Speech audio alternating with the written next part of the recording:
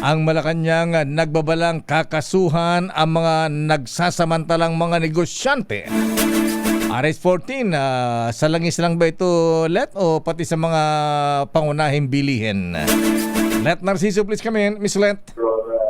Lakay ni Shea, iginiit ng Malacanang ang babala laban sa mga nagsasamantala sa gitna ng nagpapatuloy na tensyon sa Middle East. Ayon kay Palace Press Officer Pierre Castro, may kalalagyan ang mga nagsasamantala. Maaari anyang mademanda ang mga ito at matanggalan ng pagkakataong makapagnegosyo.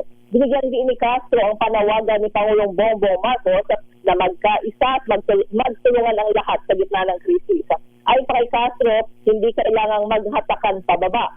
Una nang tiniyak ng Pangulo sa publiko na nakabantay ang gobyerno sa presyo ng mga pangunahing bilihin sa harap ng nakaambang pagsiris sa presyo ng produktong petrolyo. Gumagawa rin anya ng mga hakbang ang pamahalaan para maibsan ang epekto nito.